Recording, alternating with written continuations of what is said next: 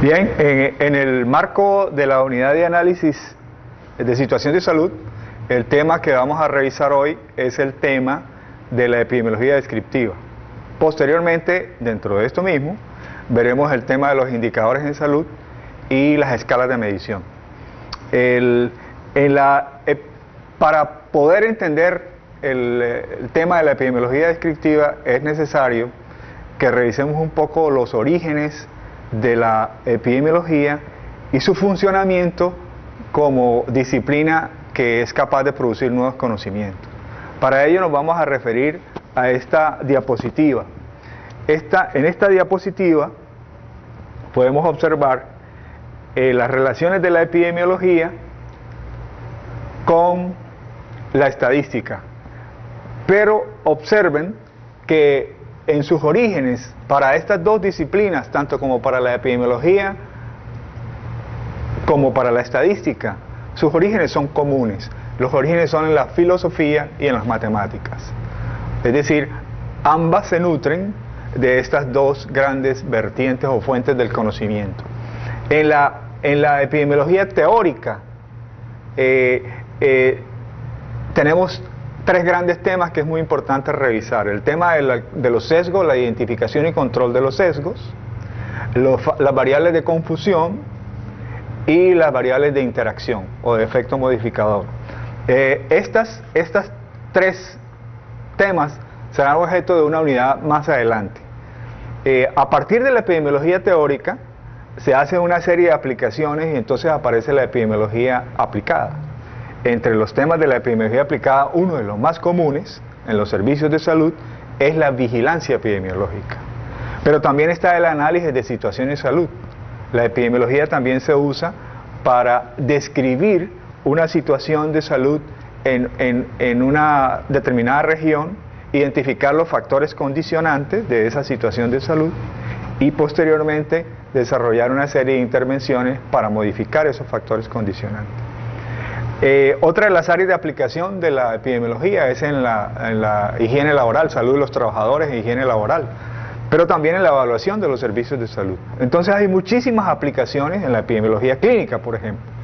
Hay muchísimas aplicaciones de la epidemiología teórica, pero los principios, los métodos y las técnicas de la epidemiología son las mismas independientemente del área donde se aplique estos principios y técnicas metodológicas. En última instancia, la razón de ser de la epidemiología aplicada en la salud pública es para la planificación de los servicios de salud, o sea, para la planificación de la salud de manera que podamos promover la salud de las poblaciones y recuperar la salud cuando haya enfermedad o discapacidad. Porque la finalidad última es mejorar las condiciones de calidad de vida de la población.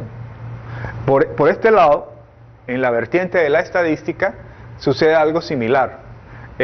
Tenemos una serie de métodos y tenemos el desarrollo de la informática que han sido un apoyo importantísimo para la epidemiología, porque la epidemiología se ha nutrido mucho de los métodos estadísticos, desde la estadística descriptiva como las medidas de tendencia central, o sea, el promedio, el modo, la mediana, las medidas de variabilidad, la desviación estándar, los cuartiles.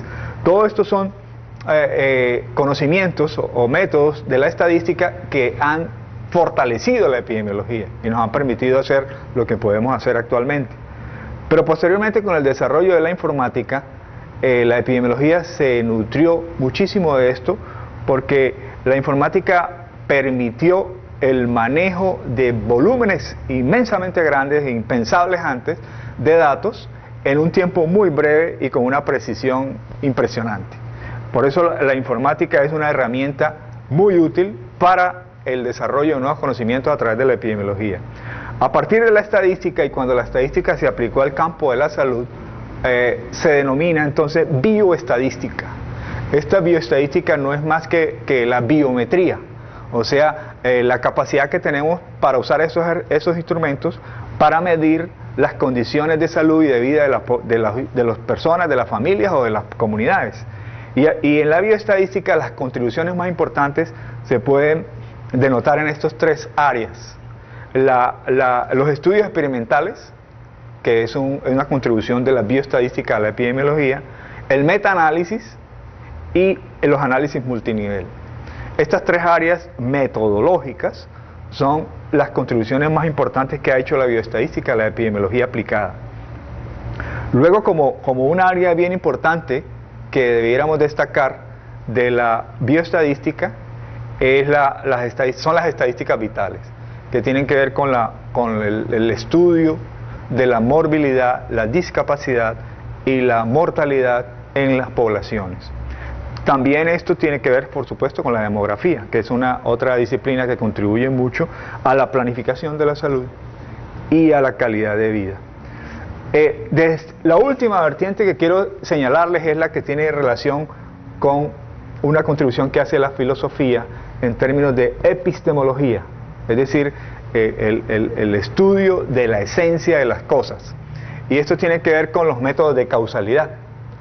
Aquí hay unas muy importantes contribuciones de la epistemología que tienen que ver con el método inductivo, que es el que usa la epidemiología, entre otras cosas, y la estadística.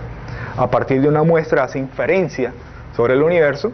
El método deductivo, que usan otras ciencias como las ciencias sociales.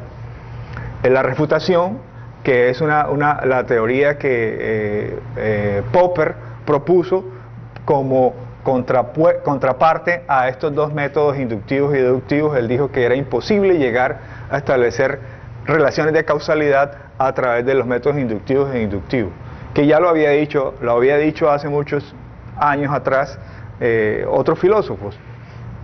Y finalmente la teoría contrafactual, que es contraponer un evento contra otro para ver cómo se comportan ellos en términos de la realidad que uno está estudiando.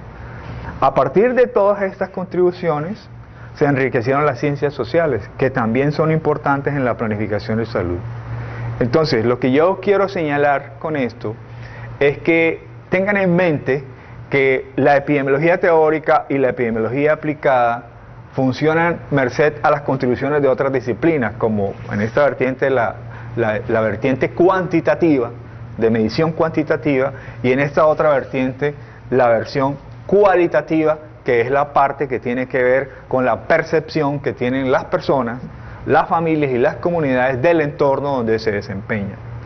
A partir de esta diapositiva queremos destacar un aspecto que tiene que ver con la producción de la enfermedad en unas personas, en unas familias o en unas comunidades. Y es lo que llamamos los determinantes de la salud, que es un punto crucial que estudia la epidemiología descriptiva. Si ustedes parten del individuo como sujeto de estudio de la epidemiología descriptiva y lo entendemos como un subsistema psicobiológico, que el individuo está compuesto de una parte que es su carga genética, que tiene que ver con la biología, pero también con una conducta que tiene que ver cómo reacciona el individuo, que tiene que ver con la parte emocional, la parte psicológica e incluso la parte espiritual. Este individuo está inmerso en una serie de entornos que determinan su respuesta frente a situaciones sociales, políticas, culturales, que son y ecológicas, que son las que llamamos los determinantes de la salud. Entonces, lo que esta diapositiva intenta señalar es que hay una serie de factores que están por fuera del sector salud y que determinan el nivel de salud de los individuos, de las familias y las comunidades. Y estos factores por fuera del sector salud son los que llamamos los determinantes de la salud. Las principales determinantes de la salud vienen del área ecológica, del área socioeconómica y del área política. Entonces, siempre que estemos tratando de establecer a través del empleo de la epidemiología descriptiva el análisis de situación de una población, debemos tener en cuenta las características de los individuos, las características de los servicios de salud y por supuesto los determinantes de esas características que están o que vienen del área ecológica, del área social y económica y del área política.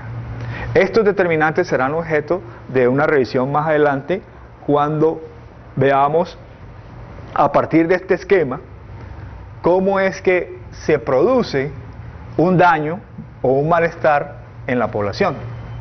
Este es un esquema que es bien interesante, además me atrae mucho por lo simple, propuesto por dos epidemiólogas australianas, que de paso sea dicho que fallecieron ya. Esto fue alrededor del año 1970. Fue una propuesta muy novedosa para la época y que pasó desapercibida porque chocaba contra los paradigmas predominantes en la época. Lo que ellas propusieron fue lo siguiente: en una forma de ruedas concéntricas también, y en 3 círculos, dijeron que la producción de los fenómenos de masa, que es el sujeto de estudio de la epidemiología, parte de un núcleo que llamamos el genotipo, que es lo que nos caracteriza en una sociedad como individuos, familias o comunidades. Es la carga genética que nos hace resistentes o susceptibles a una serie de eventos que ocurren en el entorno en el cual vivimos. Por ejemplo, un individuo puede nacer con un marcador genético que lo hace resistente a desarrollar cáncer de pulmón, por ejemplo.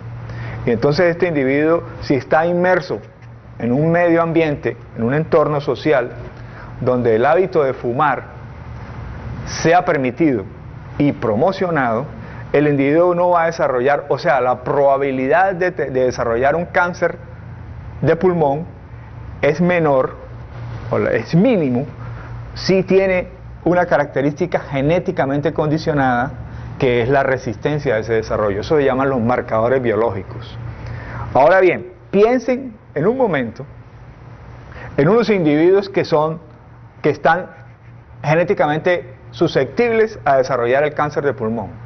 Y si esos individuos viven en un medio social donde el hábito de fumar sea aceptado y promovido, cuando estos dos factores, el factor intrínseco, la susceptibilidad genéticamente condicionada, se junte con el factor extrínseco, el hábito de fumar, la probabilidad de que esos individuos desarrollen cáncer de pulmón, comparados con individuos de la misma especie y de la misma región, que les falte una de los dos, es infinitamente grande. Entonces, el modelo lo que nos indica es que la carga genética junto con el entorno son los responsables de la producción de la enfermedad o de la salud, y que esto que hay en el intermedio, que es el fenotipo, que es la apariencia externa, como nos vemos cada uno de nosotros, como nos vemos en la realidad, esto es una manifestación de solo el 1.5% de los genes. ¿Qué quiere decir esto? Esto quiere decir que nosotros compartimos el 98.5% de los genes con todos los seres humanos de todo el mundo. Nuestra constitución genética es la misma que los que viven en Alaska, que los que viven en la China, que los que viven en África, que los que viven en Asia. Lo único que nos hace diferente es el 1.5% de los genes. De manera de que eso hace de que las reacciones de los individuos frente al entorno biológico, frente al entorno físico, por ejemplo las radiaciones, o frente al entorno químico, las sustancias químicas cancerígenas, todas esas reacciones sean muy similares independientemente de la nacionalidad que tengamos. Es por la condición genética, que la compartimos, lo que hace pensar que venimos de un tronco común. Lo mismo pasa con los factores sociales, socialmente determinados. Ok, entonces, una vez visto esa introducción, vamos a revisar brevemente cuál es el instrumento que usa la epidemiología para producir conocimiento. Y es lo que conocemos como método epidemiológico. El método epidemiológico parte de una observación. Y hay muchas formas de hacer observación. La observación puede ser que yo revise un texto. Entonces estoy observando sobre una experiencia de producción de conocimiento de otras personas. Pero la observación también puede ser que yo haga una inmersión en una comunidad. Y esa observación puede ser pasiva. Yo simplemente observo lo que hace la gente y no participo. O puede ser activa, en el sentido de que yo me vuelvo otro miembro de esa comunidad y participo en todos los quehaceres. Puede ser una observación que sea de carácter abierta o muy cerrada, estructurada. Hay muchas formas de observar. Lo que quiero destacar es que la capacidad de observación la podemos desarrollar con una serie de métodos. Hay personas a las cuales les pasa un mosquito alrededor y son capaces, tienen una capacidad de observación tan aguda que lo pueden describir exactamente. Hay otras personas que les puede pasar una manada de elefantes alrededor y no se percatan de los elefantes. Entonces esos son malos observadores. Se ha dicho, por ejemplo, que las mujeres son las mejores observadoras que los hombres. Y seguramente ustedes lo han notado, ¿no? Cuando observan una mujer mirando a otra, le dicen, mira los zapatos que se puso, mira la blusa. Entonces son muy observadoras, ¿no? Entonces, pero yo no sé, pregúntenle a las compañeras a ver si eso es cierto. Pero lo que sí sabemos es que todos los seres humanos, para la producción de conocimiento, lo primero que hacemos es observar. Y por eso los estudios epidemiológicos se reconocen también, o sea, la estrategia epidemiológica se conoce también como estudios observacionales, porque en la epidemiología lo que nosotros hacemos fundamentalmente es observar el comportamiento de las personas, de las familias y las comunidades y registrar eso y compararlo, pero no hacemos todavía una modificación en ese comportamiento. Ahora bien, ¿para qué hacemos la observación? La observación la hacemos para explicarnos un fenómeno. Porque toda nuestra razón de ser, de usar el método, es para producir conocimiento. Entonces, siempre observamos para darnos una explicación sobre ese fenómeno social que está ocurriendo. Pero entre esta etapa, entre esta fase y esta otra, hay una serie de subetapas que vamos a mirar. La primera de ellas es la descripción, o sea, la epidemiología descriptiva. Y esta será el objeto de nuestra charla hoy con más detalle. Pero quiero recordarles las dos funciones principales de la epidemiología descriptiva, que son medir, y para ello usamos los indicadores, y las escalas de medición, y comparar, y ahí usamos criterios para poder establecer las mejores parámetros para la comparación. Una vez que hayamos hecho la descripción, y les adelanto que para hacer la descripción, la epidemiología descriptiva se basa en tres variables fundamentales, que son la variable persona, la variable lugar y la variable tiempo. Para hacer una buena descripción en epidemiología hay que usar las tres variables simultáneamente. Ninguna descripción será completa si solamente se tiene en cuenta una de ellas o dos de ellas, o la variable persona, o la variable lugar, o la variable tiempo. Hay que usar las tres en conjunto. O sea, estas tres variables epidemiológicas son exhaustivas, pero no son excluyentes. ¿Qué quiero decir con esto? Que si ustedes usan las tres variables epidemiológicas, hacen una buena descripción y muy completa, y que no necesitan usar ninguna otra más, pero hay que usarlas en conjunto. De acuerdo a cómo se desarrolla el método, a partir de la descripción, lo que nosotros hacemos es formular hipótesis. Nos preguntamos por qué esas diferencias, porque en la epidemiología descriptiva lo que encontramos es que hay unas brechas, unas inequidades entre un grupo comparado con el otro. Y entonces hay personas o grupos de personas o grupos de familias que enferman más de una determinada condición o evento que otras. Y entonces lo que nos hacemos en la formulación de hipótesis es preguntarnos por qué ocurre eso.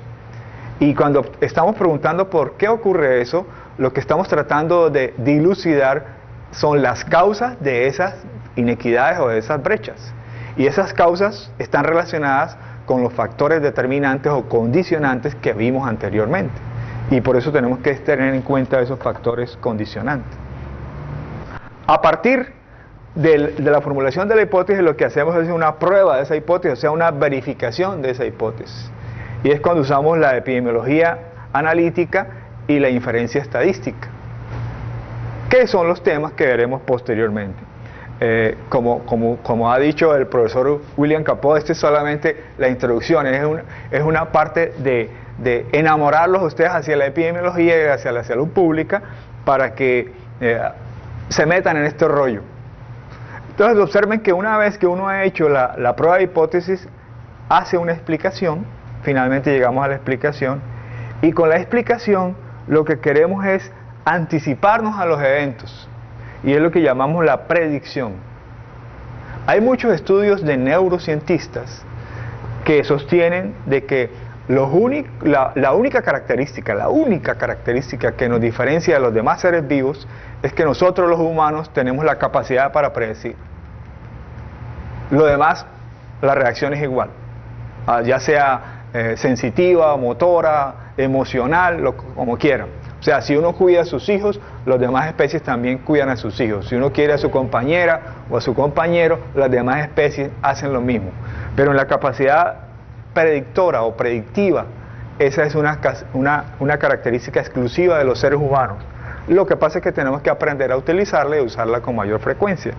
Ocurre los epidemiólogos que están acá, se darán cuenta de que usualmente una de las principales quejas de los jefes es que cuando aparecen los brotes epidémicos nosotros andamos a la cola de los brotes, no los anticipamos a las epidemias. Entonces, y siempre nos dicen que los epidemiólogos somos los que apagamos incendios, apagamos fuegos. ¿Por qué? Porque nuestra capacidad de predicción en epidemiología no se ha desarrollado de manera tal que nos permita anticipar esos eventos, aunque tenemos el conocimiento y la tecnología para hacerlo. A partir de estas predicciones, lo que hacemos son conclusiones, lo que en las ciencias exactas se llaman leyes. Estas conclusiones nos permiten establecer finalmente las medidas de control. ¿Para qué? Para modificar ese fenómeno o esa observación que acabamos de hacer. Y entonces ustedes ven que se cierra el ciclo del método epidemiológico, que no es otra cosa que el método científico. Ahora, es importante tener en cuenta que esto es como una espiral, que en la medida que se produce más conocimiento aparecen más interrogantes, más preguntas, ¿por qué? ¿Y por qué? ¿Y por qué? Y eso, al tratar de responder esas nuevas preguntas, se producen nuevos conocimientos. Entonces es como una espiral que nunca terminará. Ok, entonces para que podamos entender el funcionamiento de la epidemiología descriptiva, de las tres variables que hemos mencionado, variables fundamentales como son persona, lugar y tiempo, vamos a mirar en detalle las variables y sus características.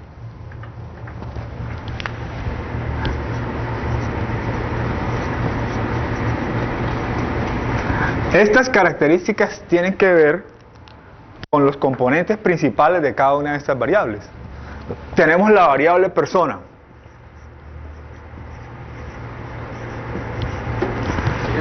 Porque recuerden que lo que hemos dicho es que en la epidemiología descriptiva nos interesa responder a una pregunta que nos diga qué es lo que está ocurriendo en esta comunidad y en quiénes en primer lugar. Entonces esa es la población, y la población tiene que ver con la persona y algunas características de la persona, como la edad, el sexo, y déjenme leerles algunas otras que son bien importantes. Estas características de la variable persona, ustedes van a tener esta chuleta con ustedes también, tienen que ver con la raza, con el grupo étnico, con la religión, con el nivel educativo, por supuesto, también con el nivel socioeconómico o el estrato social, los ingresos, el estado civil. Por ejemplo, yo tengo un colega epidemiólogo que estudiamos epidemiología juntos, y cuando estudiamos epidemiología juntos éramos como 10 personas estudiando epidemiología, De esos 10, todos egresamos, como espero que lo hagan ustedes también en este diplomado. Y al cabo de algunos años, 9 estábamos casados. Y había uno que no estaba casado. Entonces empezamos a preguntarle que por qué no se casaba. Que recordara que todos los estudios epidemiológicos hechos en cualquier lugar del mundo indican que los casados vivimos más que los solteros. Y él les decía, no, ustedes están equivocados. Lo que pasa es que a ustedes, los casados, se les hace la vida más larga. Entonces, la razón de que él esgrimía es que cuando uno se casa, uno cree que vive más, pero lo que pasa es que la vida se le hace más larga. De manera que el estado civil es muy importante como una característica de la persona que tiene relación con la sobrevivencia o no. Luego tenemos en la variable persona las características relacionadas con la conducta. No todos los seres humanos reaccionamos de la misma forma ante el mismo evento. Y esto tiene que ver con algunas características que tienen relación con el tipo de personalidad.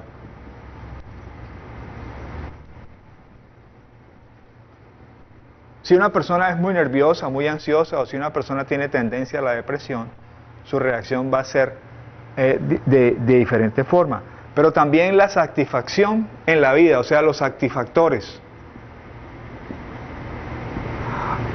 Esto tiene que ver, la satisfacción, con el proyecto de vida realizado.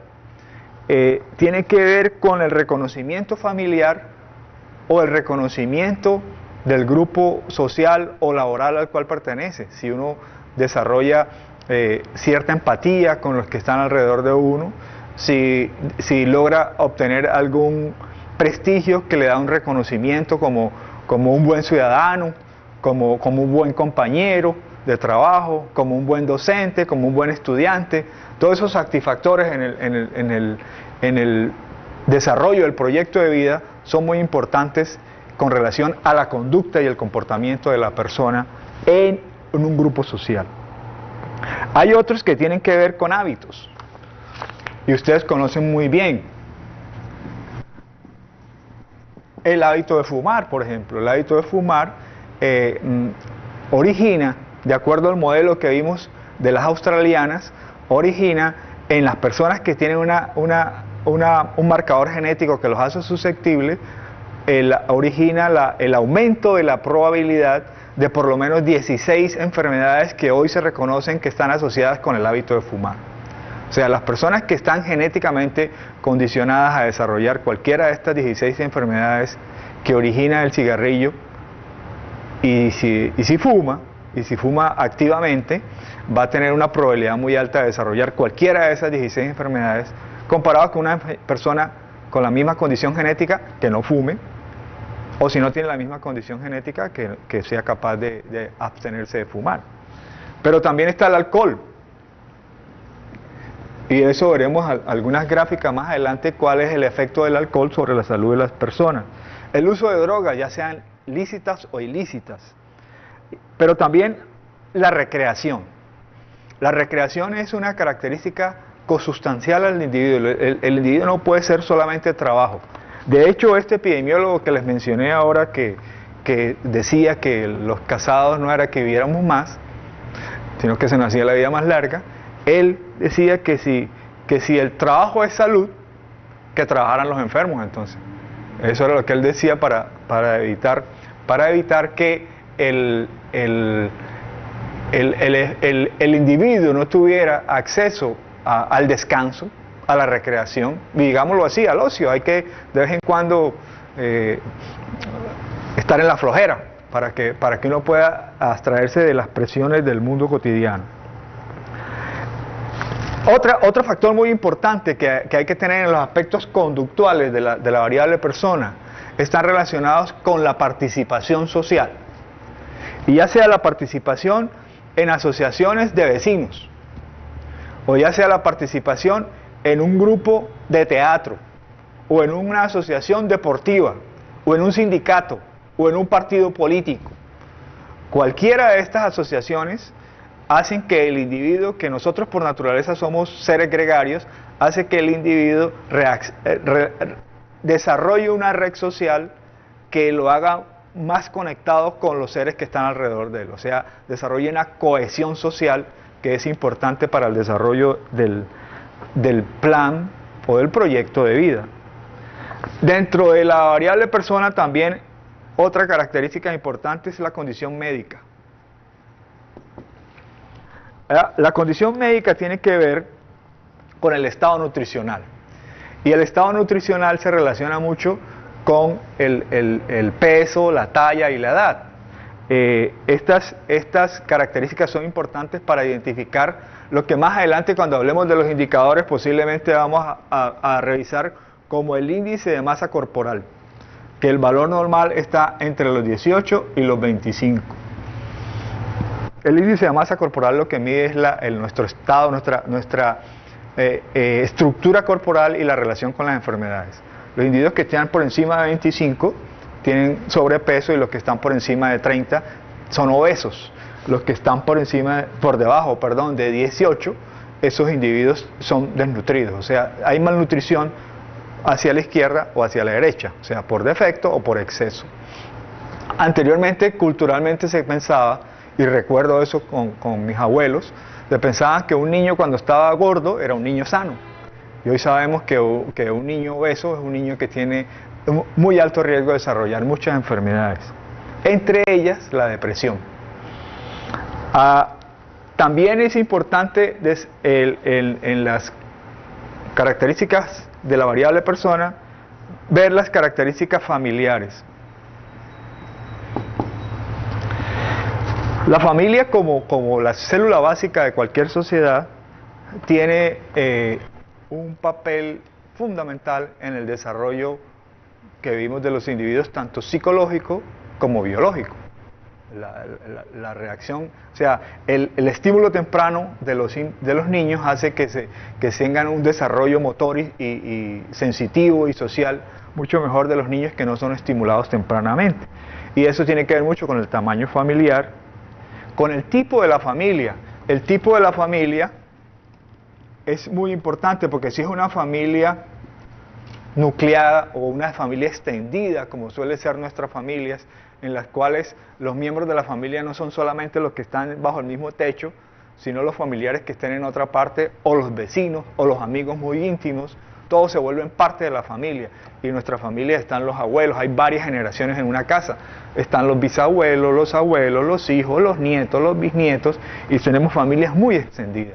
A propósito de eso, recientemente se hizo un estudio en Estados Unidos para estimar la velocidad con que algunos grupos étnicos en ese país estaban ganando años de vida, o sea, estaba aumentando su esperanza de vida al nacer. Y para sorpresa de los que hicieron el estudio en ese país, encontraron que los de origen hispano eran los que habían desarrollado una velocidad mayor en la esperanza de vida al nacer. Uno de los factores que encontraron ellos asociados con este resultado fue el hecho del tipo de familia que tienen los hispanos. Recuerden que en Estados Unidos, normalmente a los 18 años, la familia empuja a los hijos hacia afuera, que se vayan a estudiar a la universidad, que se consigan un trabajo, que tengan una vivienda, que hagan su familia, pero que se independicen.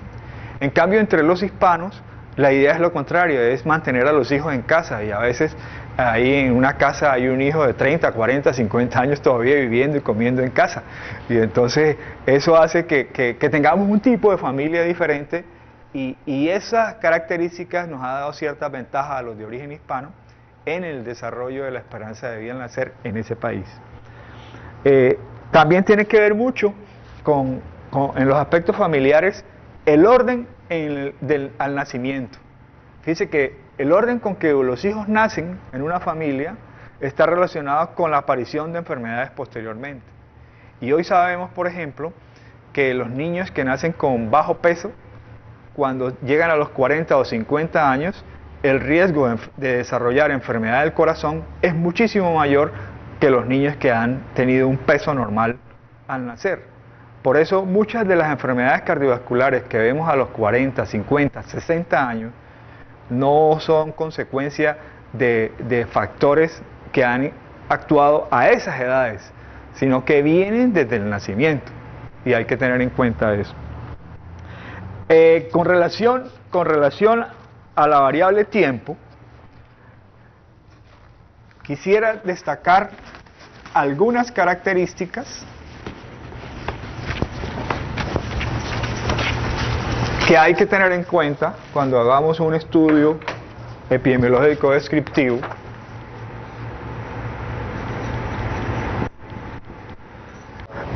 Bien, entonces con la segunda variable fundamental de la epidemiología descriptiva, que es la variable tiempo, tenemos que considerar el tiempo en dos formas.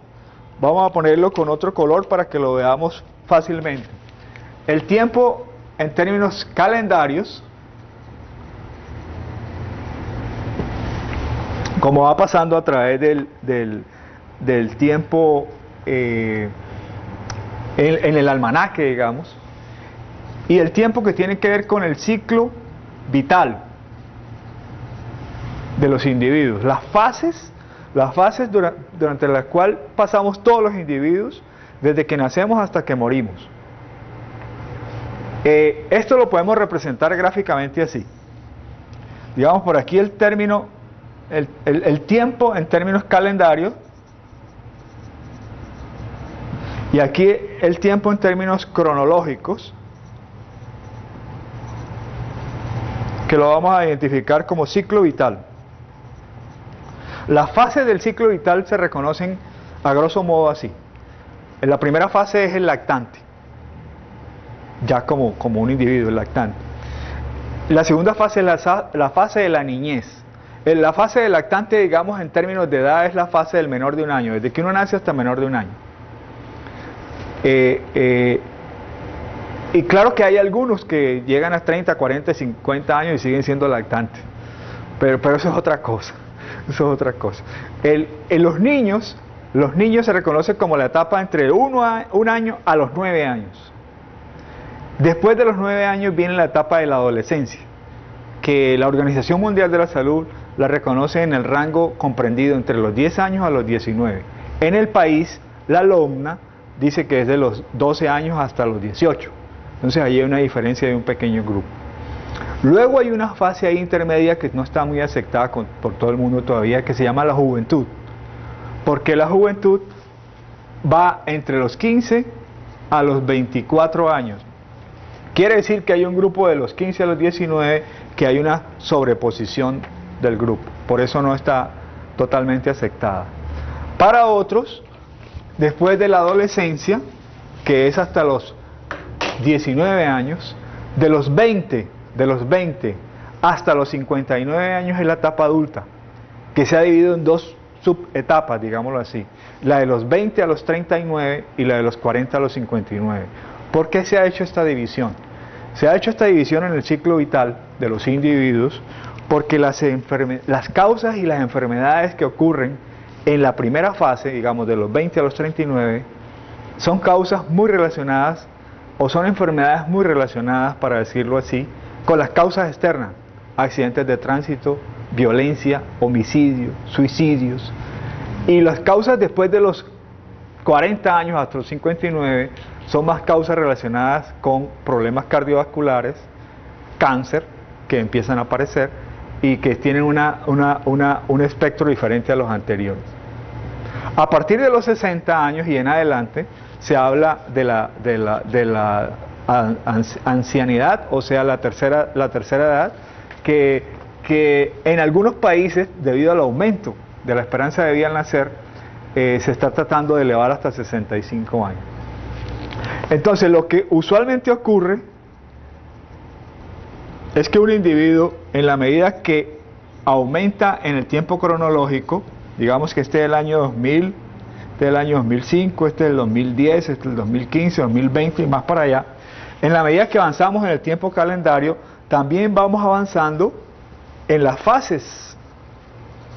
Y aquí somos lactantes, aquí somos niños, aquí somos adolescentes, aquí somos adultos, aquí somos ancianos. Entonces, estas dos direcciones en el tiempo convergen con lo que llamamos el proyecto de vida, que vamos desarrollando a medida que avanzamos. Entonces, estas son dos formas de medir el tiempo en epidemiología. Ahora, también debemos tener en cuenta lo que tradicionalmente se reconoce como ciertos comportamientos que ocurren en algunas enfermedades que son fácilmente determinables. Por ejemplo, el comportamiento cíclico o ciclismo, que lo podríamos representar así. Son subidas y descensos que ocurren periódicamente. Esto es muy frecuente en las enfermedades de origen viral. Por ejemplo, en las enfermedades como el sarampión, cuando no son sometidas a altas coberturas de vacunación, que tienen un comportamiento muy natural, ocurre esto. Y simplemente esto ocurre por la acumulación de susceptibles. Hay una acumulación tal de susceptibles, se dispara la epidemia, se enferman un gran número, se agotan los susceptibles, vuelve y baja. Entonces aparece un determinado comportamiento que se llama cíclico o ciclismo. Hay otro comportamiento que se reconoce como estacional. Digamos, hay otro que se conoce como estacional. Y el estacional tiene que ver con movimientos más lentos, más espaciados, que tienen que ver con algunas estaciones en el área donde uno vive. Por ejemplo, entre nosotros, en la zona tropical, el dengue tiene un comportamiento así, porque el dengue aumenta en las épocas de lluvia, y aumenta en las épocas de lluvia como las que estamos empezando, o vamos a tener periódicamente todos los años el ciclo de lluvias y el ciclo de sequía, el ciclo de lluvia, el ciclo de sequía. Cuando empiezan las lluvias, aparecen más criaderos y la población de mosquitos aumenta. Y al aumentar la población de mosquitos, la probabilidad de encontrar un mosquito, una persona que tenga el virus, es muy alta, y de transmitirlo a otras personas también. Entonces esto es lo que llama estacional, porque aparecen con unas determinadas características ecológicas, que fue uno de los factores determinantes que observamos anteriormente. Hay, por ejemplo, otra característica importante ecológica que tiene relación con el lugar, es la malaria. La malaria necesita de ciertas condiciones del lugar que facilitan la propagación de la enfermedad. Otro aspecto otra característica de la variable tiempo es la evolución secular. Se llama una evolución o tendencia secular, porque cuando estamos hablando de la variable tiempo, estamos hablando del comportamiento de un evento en el tiempo, y el tiempo puede ser corto como un día, un mes, un año, o varios años, o varias décadas, o varios siglos. Entonces, cuando estamos hablando de siglos, estamos hablando de tendencias seculares. Hay una tendencia secular bien interesante en tuberculosis en el mundo, que muestra que la tuberculosis viene descendiendo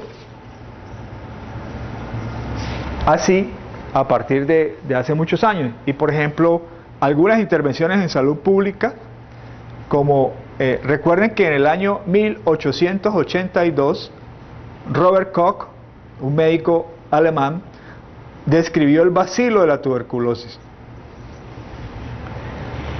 Y 4 años después, alrededor de 1886, hizo la primera tuberculina, reconocida como PPD, que entre otras cosas en esa época se propuso como una sustancia terapéutica. Hoy sabemos que no sirve para tratamiento, pero sí sirve para identificar personas sospechosas de padecer tuberculosis. Posteriormente, en 1940, apareció el primer medicamento contra la tuberculosis, la streptomicina. Y entonces lo que podemos observar son dos cosas.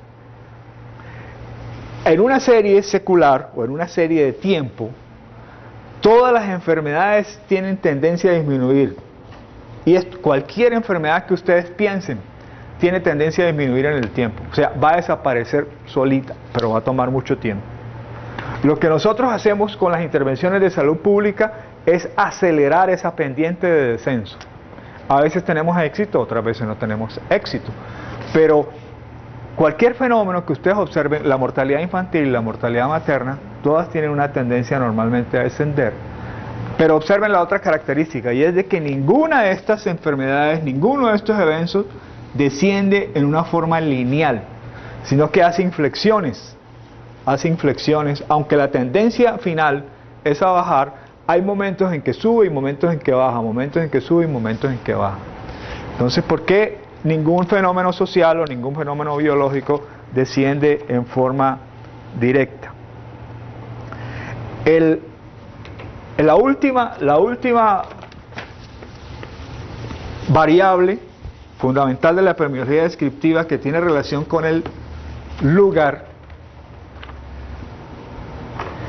tiene también características importantes a tener en cuenta.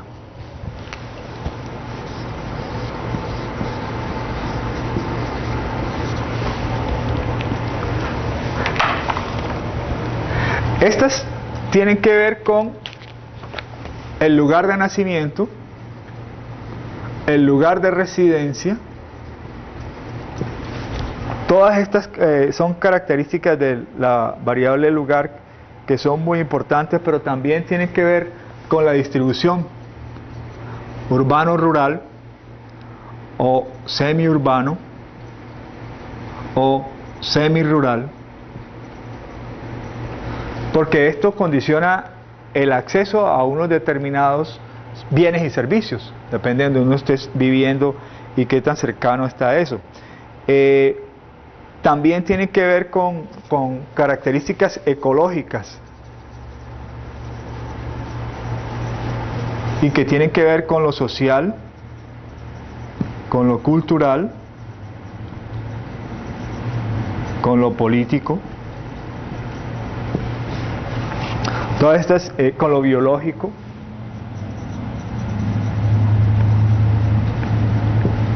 Todas estas características son importantes con relación al lugar. Como habíamos dicho inicialmente, todas estas tres variables fundamentales tienen que estar interrelacionadas. Y eso tiene que ver con una condición que he dejado expresamente para el final, para tratar de demostrar cómo funciona. La condición de inmigrante es muy importante. A partir de estudios epidemiológicos sobre migrantes, se ha descubierto lo siguiente. Son resultados de estudios que son bien interesantes y que nos permiten una mejor comprensión de cómo se comportan las enfermedades en un colectivo. Por ejemplo, se vio que los japoneses que viven en Japón, los que residen en Japón, tenían una muy alta, o tienen una muy alta incidencia de cáncer gástrico, cáncer del estómago. Los hijos de estos japoneses que se fueron a Hawái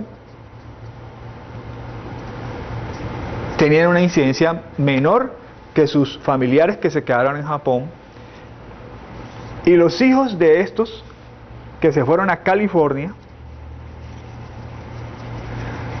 tenían una frecuencia de cáncer de estómago muy similar a los nativos de California, o sea, se equipararon, lo que nos hace pensar de que el cáncer de estómago tiene una relación muy directa con los factores ambientales, entre ellos la dieta, de manera que la condición genética, a pesar de que es la misma, observen que la frecuencia de la enfermedad iba disminuyendo. Ahora, ¿qué pasa? Esto es cáncer gástrico o cáncer de estómago. ¿Qué pasa con el cáncer de colon? El cáncer de colon es mucho más frecuente en los norteamericanos que vienen en California, menor en los que están en Hawái y menor en los que se fueron a Japón. Entonces, el gradiente de la enfermedad tiene que ver con las condiciones del ambiente, del entorno que rodea a las personas. A pesar de que puede ser de que genéticamente todas tengan el marcador biológico que los hace susceptibles a este determinado tipo de cáncer. Pero lo asombroso del estudio es que en la medida en que los japoneses se acercaron y compartieron el ambiente de los residentes en California, la frecuencia de la enfermedad, la tasa de incidencia de la enfermedad, y más adelante vamos a ver qué significa tasa de incidencia, la frecuencia de la enfermedad en los japoneses que se fueron a California era muy similar a los que normalmente habían vivido o pasado toda su vida en ese lugar. Y en el cáncer de colon se invirtió. Entonces eso es muy importante, que la condición de migrante tiene que ver, y es una, de cierta forma, verificación de la hipótesis del modelo teórico que mostramos de las australianas, que nos decían que la condición genética, el factor intrínseco, aunado a los factores extrínsecos, tendría mucho que ver con la producción de la enfermedad. Aquí lo estamos verificando, porque a pesar de que es la misma condición genética, las condiciones ambientales van cambiando, hay un gradiente importante, y en la medida que ese gradiente importante va cambiando la frecuencia de la enfermedad. Entonces, como corolario, cuando ustedes hagan un estudio epidemiológico, recuerden que tienen que tener en cuenta las tres variables. Ahora bien, vamos a revisar estos conceptos mirando una serie de ejemplos. El primero que vamos a revisar es este que tenemos en pantalla. Esta diapositiva nos indica que se trata del cáncer de mama según grupo de edad o ciclo vital en los Estados Unidos en 1993. Y observen, aquí en este eje, que es el eje de las X, la abscisa, y en este tenemos la edad, por grupos de edad, de 0 a 10, de 11 a 20, 30, así, hasta 71 y 80. Y aquí en la ordenada, o sea la Y, tenemos la tasa de mortalidad por cáncer de mama, por 100.000 mujeres. Y observen que hay una tendencia claramente a aumentar en la medida que aumenta la edad. Pero aumenta hasta una cierta edad, alrededor de los 50 desciende y vuelve a aumentar. La hipótesis de trabajo que hay es que en la medida que las mujeres que tienen el riesgo de desarrollar cáncer de mama avanzan en la edad, la enfermedad va apareciendo con una mayor frecuencia, hasta que llegan a la menopausia. Y en la menopausia hay un quiebre de la tendencia. Entonces esto hizo esta sola gráfica hizo plantear la hipótesis de que el cáncer de mama era hormonodependiente. Posteriormente, con varios estudios epidemiológicos, se pudo mostrar que efectivamente el cáncer de mama depende sobre todo de la hormona femenina, el estrógeno. Hay unos tipos de cáncer que son muy susceptibles a desarrollarse más rápidamente y ser muy agresivos cuando son muy dependientes del estrógeno.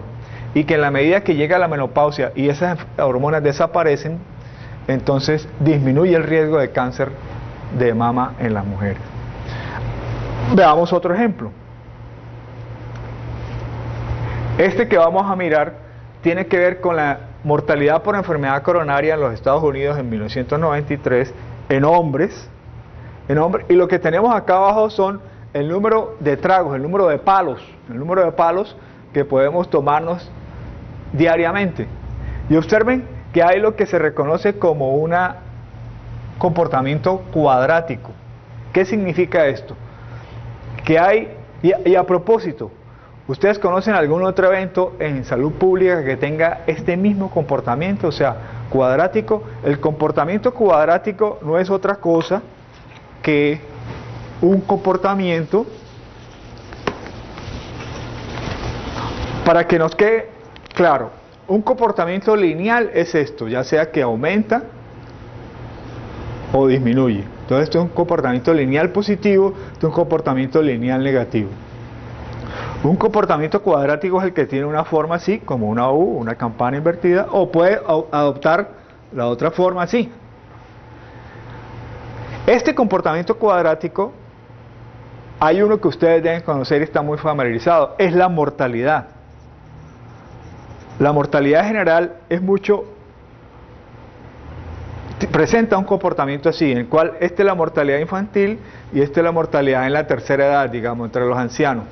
Y esta es la mortalidad entre los adolescentes. Entonces tiene una forma en la cual la mortalidad infantil es mucho más alta que la mortalidad en edades intermedias, y luego en la medida que ya empieza uno a envejecer, la velocidad con que uno se va muriendo aumenta. Entonces esto es un comportamiento cuadrático. Siempre que vean esa forma es un comportamiento cuadrático, y es lo que vemos acá, comportamiento cuadrático. Esto significa que las personas que no se meten ni un palo, esas personas tienen un riesgo de morir por enfermedades coronarias mucho más alto comparados con aquellos que bebemos moderadamente. Los que nos tomamos 2 o 3 palitos al día, esos tenemos una velocidad de muerte, una tasa de mortalidad mucho menor que esto. Pero a aquellos otros compañeros que se les va la mano, esos se mueren más rápidamente del problema del corazón. Ahora, y eso es lo que hemos visto, que el alcohol tiene un efecto protector con el corazón, y sobre todo si es vino, y si es vino tinto, porque tiene unos taninos ahí, unos flavonoides muy importantes, que protegen el corazón. Pero, ¿por qué razón en medicina todavía no podemos recomendarle a la gente que se tome unos 2 o 3 palos diarios? Porque hay un problema genético que hace que algunas personas sean muy proclives o tengan una alta probabilidad de convertirse en alcohólicos, así beban muy poco. Y solamente hasta el año 2015, cuando esté todo el desarrollo del plan Genoma que ya conocemos, se aspira a tener la tecnología de manera que todo recién nacido, mediante una gota de sangre, se le haga su mapeo genético y se pueda identificar ahí cuáles son las enfermedades para las cuales él va a ser susceptible. Y si no es susceptible al alcohol, él pudiera ser un candidato, él o ella, pudiera ser un candidato a tomarse los 2 tragos diarios. Ahora, ¿recuerdan el epidemiólogo que les hablé antes, el que no se casaba? Bueno, él dice, bueno, y si eso es así, si eso es cierto, y son 2 palos por día, ¿qué tal si yo me tomo los 14 palos de la semana el viernes? No, eso así no sirve.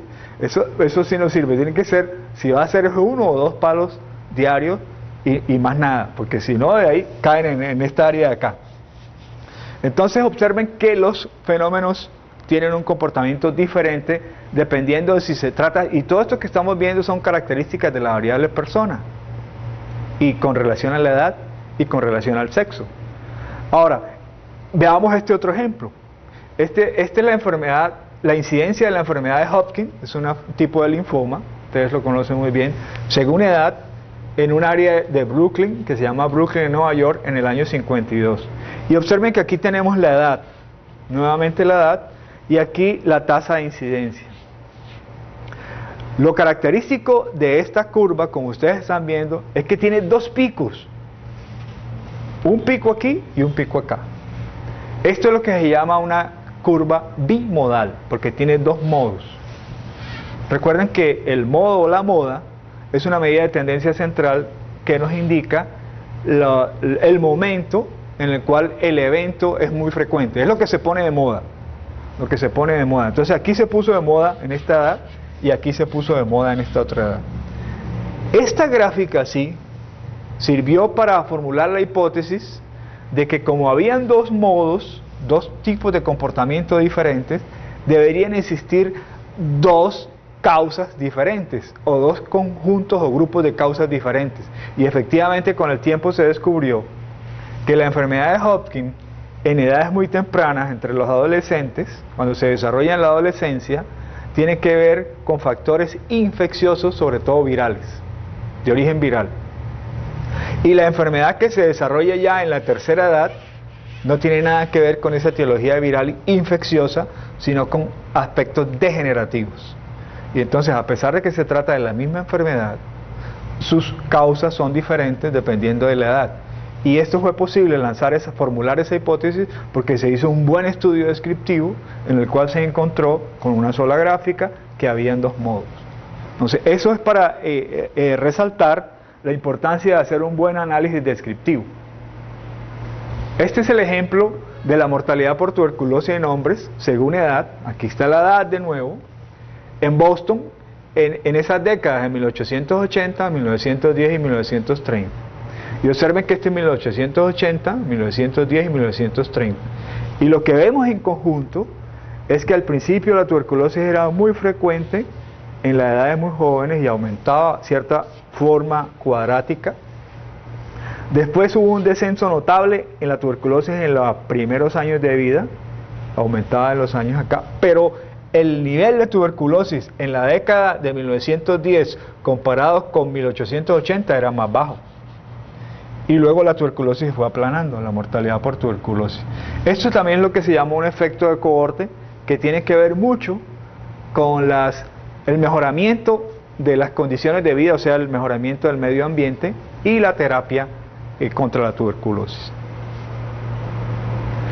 Esto es para el caso que nos ocupa, y ya es la información de Venezuela, del país.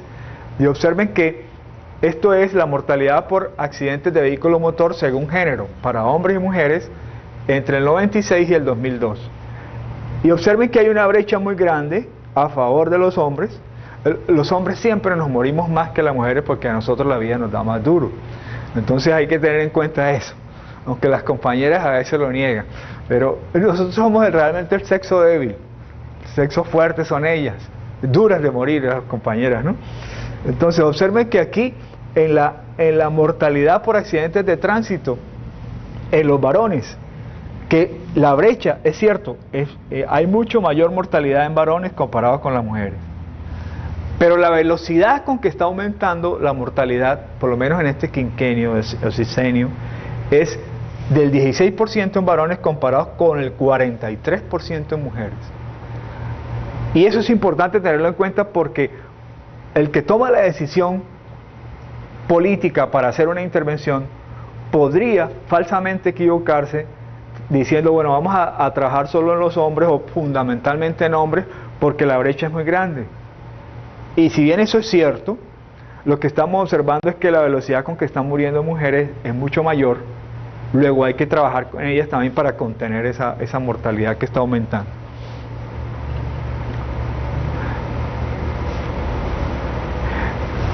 Esto es para mostrarles que cuando uno trabaja con promedios nacionales, puede tener la falsa sensación de que los eventos están mejorando porque están disminuyendo notablemente.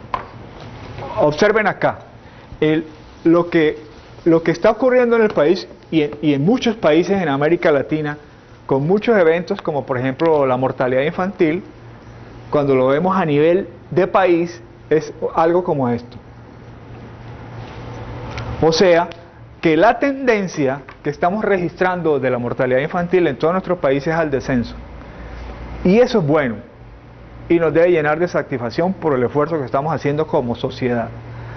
Pero es muy engañoso si no tenemos la precaución de estudiarlo, el mismo fenómeno, pero mucho más desagregado, a nivel de estado, o a nivel de municipios, o a nivel de parroquias. Porque cuando hacemos la desagregación, y observen aquí está la mortalidad infantil para el año 2002, observamos que hay estados que tienen un nivel de mortalidad infantil muy bajo, por debajo del promedio nacional, pero hay otros que están por encima del promedio nacional. Esto es lo que se reconoce como la desigualdad en la mortalidad, que por los factores condicionantes que estamos mencionando anteriormente y que tenemos que identificarle cuál de ellos es lo que están haciendo que haya una mayor mortalidad en este lado comparado con el lado de acá, hacen que haya una brecha muy importante en la mortalidad.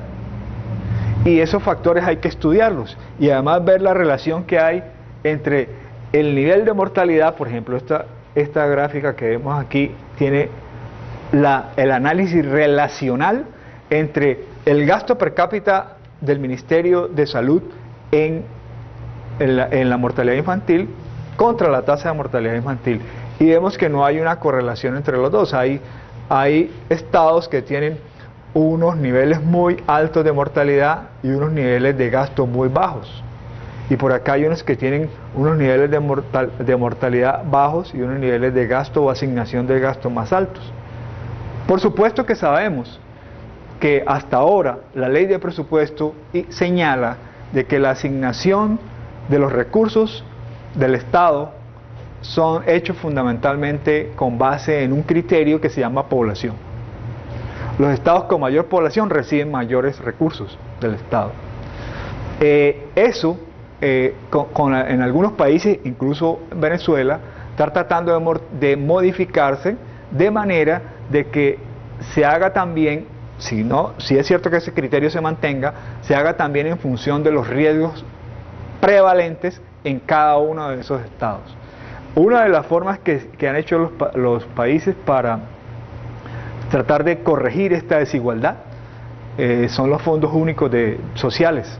Los fondos únicos sociales que tienen como propósito contribuir a tener más recursos en aquellas regiones donde hay muchísimo más riesgo de morir. Otra forma de describir en epidemiología es construyendo lo que se llaman los territorios sociales. Y el Ministerio de Salud y Desarrollo Social, en la unidad de epidemiología y análisis estratégico, desarrolló una metodología que se ha reconocido y que seguramente algunos de ustedes conocen como la representación de necesidades sociales. Esta representación de necesidades sociales no es más que el estudio de la demanda en la población, o sea, conocer las necesidades y las aspiraciones de la gente frente al sector salud.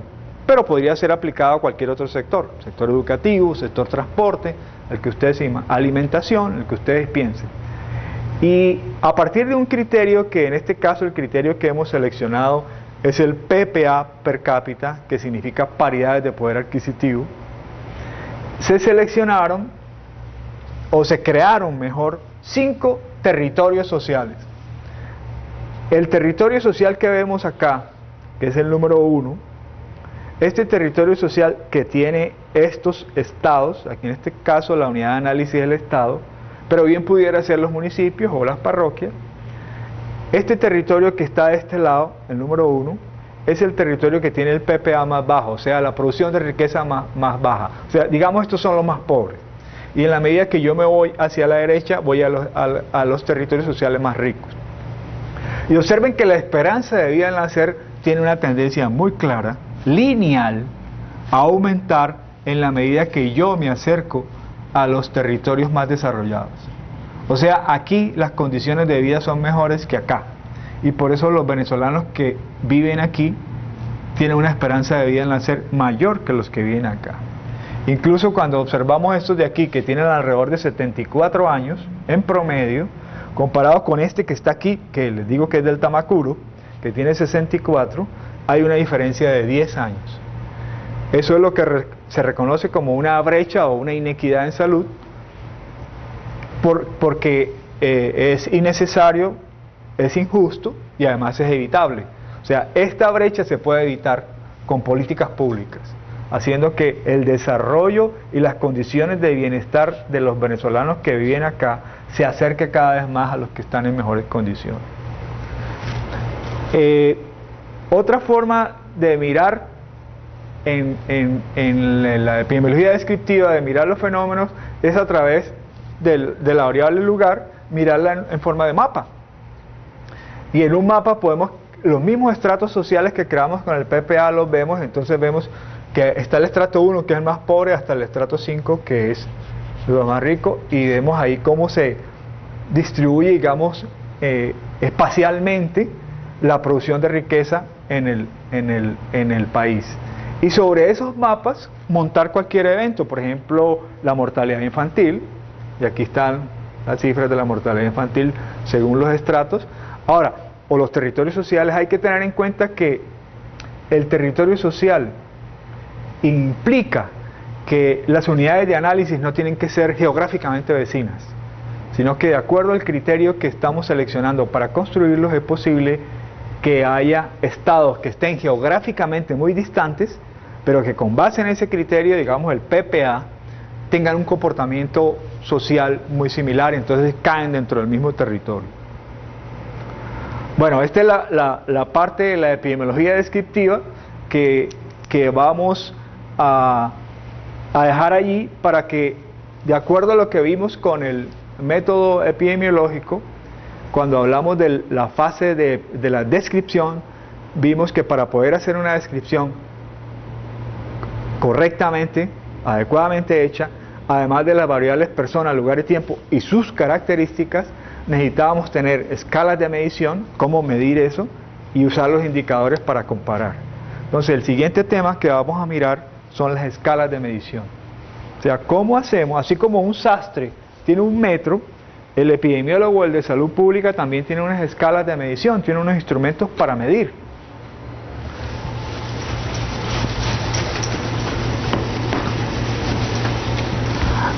Las escalas de medición que utilizamos en epidemiología y salud pública son 4.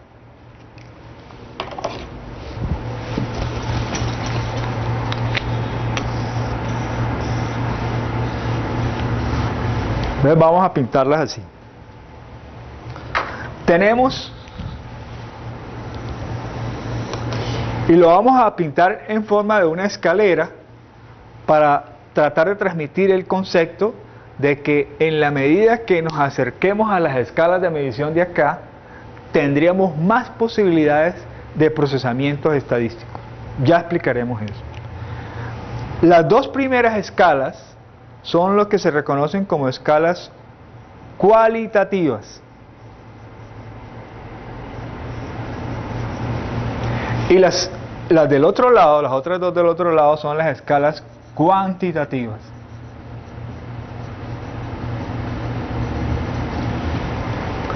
La primera escala, y la más simple, es la escala nominal.